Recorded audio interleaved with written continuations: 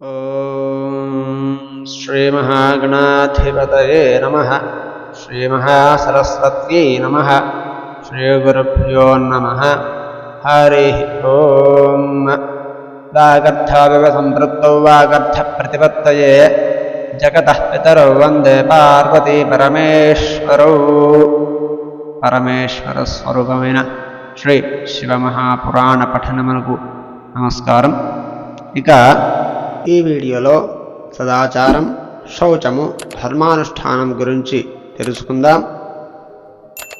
మునుపటి వీడియోలో చెప్పినట్టుగా సుఖాన్ని కోరే మానవుడు పాపాలను చెయ్యనేకూడదు. ఋషులు సూతుణ్ణి ఇలా ప్రశ్నించినారు. సూత మహాముని, ఉత్తమ లోకాలనిచ్చే సదాచారాన్ని గురించి మాకు చెప్పుము.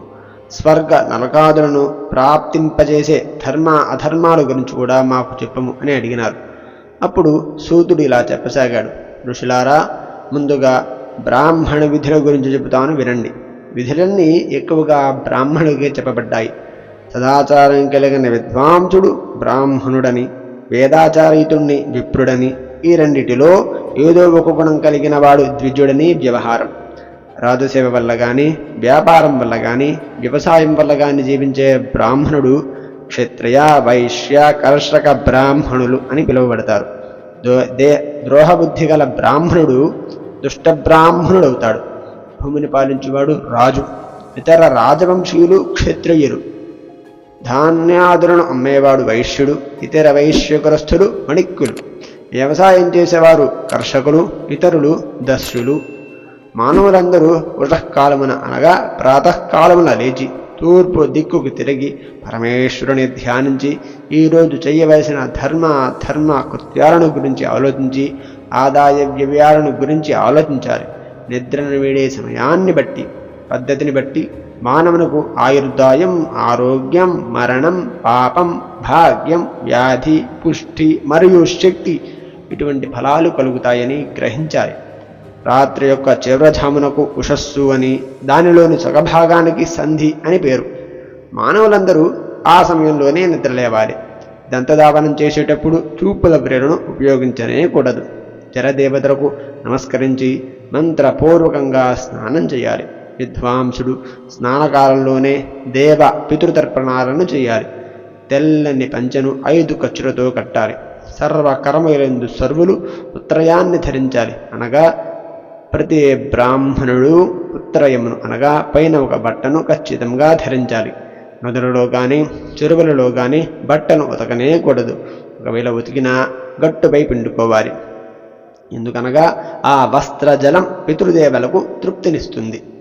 బ్రాహ్మణుడు జాబాలోపనిషత్తులోని అగ్నేరితే భస్మ అను మంత్రాన్ని ఉచ్చరించి భస్మంతో త్రిపుండరాన్ని ధరించాలి. పాప ప్రక్షాళనార్థం ఆపోహిష్ఠామయో భవః అను మంత్రంతో జలాన్ని శిరస్సుపై జల్లుకోవాలి. యస్య క్షయాయ జన్వథ అనే మంత్రంతో పాదాలపై జల్లుకోవాలి. దీనికి సంధ్యా ప్రోక్షణమని వేరు. ఆపోహిష్ఠామ ఇటువంటి మంత్రాలతో పాదాన్ని, శిరస్సును, హృదయాన్ని సంప్రోక్షణ చేయాలి. దీనిని మంత్రస్నానం అని అంటారు. అపవిత్ర స్పర్శ కొద్దిగా కరిగినప్పుడు కానీ, స్వస్థత అయినప్పుడు కానీ, రాజుకు రాష్ట్రానికి భయం కలిగినప్పుడు కానీ, యాత్రాకాలంలో కానీ ఈ మంత్రస్నానం చేయాలి.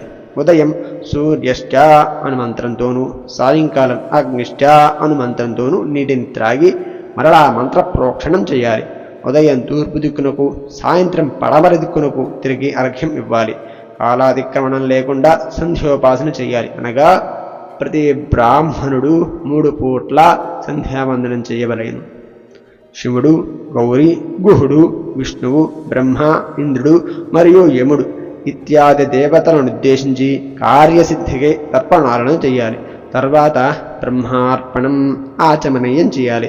విద్వాంసుడు తీర్థానికి దక్షిణగా పవిత్రమైన స్థలంలో స్థిరాసనంలో నిశ్చల మనస్కుడై సర్వదేవతా నమస్కారం చేసి ముందుగా ఓంకారాన్ని, తరువాత గాయత్రిని జపించాలి. ఓంకారాన్ని జపించేటప్పుడు జీవబ్రహ్మైక్యతను సంధానం ఖచ్చితంగా చేసుకోవాలి. ముల్లోకాలను సృష్టించిన బ్రహ్మను, స్థితికర్త అయిన అచ్యుతుడిని, సంహారకర్త అయిన రుద్రుడిని ఆత్మప్రకాశ రూపంగా ఉపాసిస్తున్నాను. ఓంకారం మా యొక్క జ్ఞానేంద్రియాలను, కర్మేంద్రియాలను, మనోవృత్తులను, ధీవృత్తులను ఎల్లప్పుడూ భోగ మోక్షములనిచ్చు ధర్మమునందు మరియు జ్ఞానమునందు ప్రేరేపించుగాక. ఈ విధంగా ఓంకారార్థాన్ని బుద్ధితో ధ్యానించువాడు నిశ్చయంగా పరబ్రహ్మయే అవుతాడు. ఈ అర్థం తెలియకపోయినా కేవలం బ్రాహ్మణత్వాన్ని నిలబెట్టుకోవడం కొరకైనా ఓంకారాన్ని ఖచ్చితంగా జపించాలి. మూలాధారం మొదలు సహస్రారం వరకు 6 చక్రాలలోనూ విద్వేశ్వర, బ్రహ్మ, విష్ణు, ఈశ, జీవాత్మ, పరమాత్మను ధ్యానించుకోవాలి. సోహం అనగా అది నేనే అనే పరబ్రహ్మ బుద్ధితో ఆ దేవతలతో ఐక్యభావన చేస్తూ గాయత్రిని జపించాలి. ఆ దేవతలను బ్రహ్మరంధ్రమునందు, దేహానికి బయట కూడా భావన చేయాలి. అనంతకోటు బాధులతో కూడిన ఈ సృష్టి మహత్తత్వం నుండి వ్యక్తమైనదే. ఒక్కొక్క గాయత్రి జపించి ఒక్కొక్క శరీరాన్ని అతిక్రమించి జీవుణ్ణి పరమాత్మ యందు లీనం చేయాలి. అదే జపతత్వం. ఈ విధంగా జపం చేసి సూర్యుడికి అభిముఖంగా ఉపస్థానం చెప్పాలి. 12 లక్షల గాయత్రిని జపించినవాడు పూర్ణ బ్రాహ్మణుడు అవుతాడు. బ్రాహ్మణుడు ఈ విధంగా 70 ఏండ్ల వరకు నియమ పాలనతో జీవించి ఆపై సన్యసించాలి. సన్యాసి ఉదయం 12,000 ఓంకార మంత్రం జపం ఖచ్చితంగా చేయాలి. కోరికలు కలవాడు తత్ప్రాప్తికి వేదోక్త కర్మలను ఆచరించాలి. దానికోసం ధన సంపాదన చేయాలి. కామవాంఛ లేని వానికి ధనంతో పని లేదు కదా. బ్రాహ్మణుడు ఎల్లవేళలా ముముక్షువై సర్వదా బ్రహ్మజ్ఞానాన్ని అభ్యసించాలి. ధర్మాచరణ వల్ల ధనం వల్ల భోగాలు లభిస్తాయి. ధార్మికంగా సంపాదించిన ధనంతో లభించిన భోగం చివరకు వైరాగ్యానికి హేతు అవుతుంది. అధర్మార్జిత ధనంతో అనుభవించిన భోగాలు రాగానికి, రోగానికి హేతులవుతాయి. ద్రవ్యధర్మం, దేహధర్మం అని ధర్మం 2 విధాలుగా ఉంటుంది. యజ్ఞాదులు ద్రవ్యధర్మాలు, తీర్థస్నానం ఇటువంటివి దేహధర్మాలు.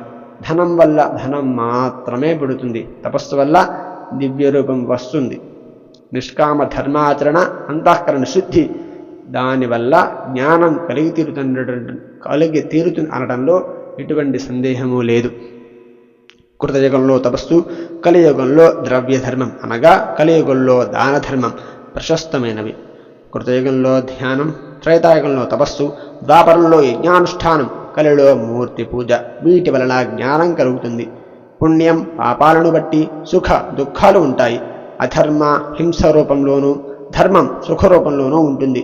దుష్ప్రవర్తన వల్ల దుఃఖం, సత్ప్రవర్తన వల్ల సుఖం కలుగుతుంది. కనుక భోగ మోక్ష సిద్ధికై ధర్మాచరణ చేయాలి. కలిలో దానం గొప్పది. విద్య, శీలము, వృత్తము అనగా నడబడిక, ఈ 3 కలిగిన వాడికే దానం చేయాలి. దానం చేయలేనివాడు తపస్సును ఆర్జించాలి. తపస్సు కూడా చేయలేనివాడు తీర్థసేవనం చేయాలి. మనుష్యులందరూ విధి విహితమైన కర్మలను ఆచరిస్తూ దైన్యానికి తావేయకుండా అనగా మీ తిండికి బట్టకు లోటు లేనంత వరకు అధిక శ్రమకు లోను కాకుండా ధనార్జితను జరపాలి. మానవునకు సత్పురుష సాంగత్యం ముఖ్యము. దాహానికి నీరు, ఆకలికి అన్నం, ఇవి ఉత్తమమైన దానాలు. మానవుడు తన వద్దనున్న ధనాన్ని ధర్మవృద్ధి భోగ భాగాలుగా ఏర్పాటు చేసుకొని ధర్మభాగంతో నిత్య నైమిత్తిక కామ్యకర్మలను చేయాలి. వృద్ధి భాగంతో ధనాన్ని వృద్ధి చేసుకొని భోగ భాగాలతో హితము మితము అయిన భాగాన్ని అనుభవించాలి. వ్యవసాయార్జిత విత్తంలో 10వ వంతును, వ్యాపారార్జిత విత్తంలో 6వ భాగాన్ని దాన ధర్మాలకు ఖర్చు పెట్టాలి. బ్రాహ్మణుడు తాను సంపాదించిన ప్రతి గ్రహంలో 4వ వంతును అనగా బ్రాహ్మణుడు తను సంపాదించిన ప్రతి రూపాయిలో 4వ వంతును, అకస్మాత్తుగా లభించిన ధనంలో సగం ధనాన్ని దానం చేయాలి. అపవిత్రమైన ధనాన్ని ముట్టనే కూడదు. పాపిష్టి సొమ్ము అని తెలిస్తే సముద్రంలో పడివేయటమే మంచిది. వివేక్ అయినవాడు తనకు తెలిసిన పరుల దోషాలను అనగా తనకు తెలిసిన పక్కటి వారి దోషాలను అసలు బయట వారికి ప్రకటించనే కూడదు. ఇతరులు మనస్సును నొప్పించకూడదు. ఎదుట వారికి కోపం కలిగేటట్టు మాట్లాడనే కూడదు. బ్రాహ్మణులకు అర్ఘ్యారాధన ముఖ్యం అనగా బ్రాహ్మణునకు 3 పూట్ల అర్ఘ్యమివ్వటమే ముఖ్యం. అది చేయలేనివాడు జపాన్ని, అది చేయలేనివాడు సూర్య నమస్కారాన్నైనా ఖచ్చితంగా 3 పూట్ల చేయవలయను. ఏనాడు చల్లారని అగ్నిని అజస్రం అంటారు. బ్రహ్మయజ్ఞ దేవపూజ నిరతులు, అగ్నిపూజ పరాయణులు, గురు పూజారతులు, బ్రాహ్మణులను సత్కరించిన వారు వీరంతా స్వర్గంలో భాగస్వామ్యులవుతారని ఈ ఘట్టంలో చెప్పబడింది. ఇంతటితో సదాచారము, శౌచము, ధర్మానుష్ఠానం అనే ఘట్టం పరిసమాప్తి. రేపటి వీడియోలో 3 యజ్ఞములు 7 వారాలు అనే ఘట్టం గురించి తెలుసుకుందాం. హరి ఓం తత్సతు.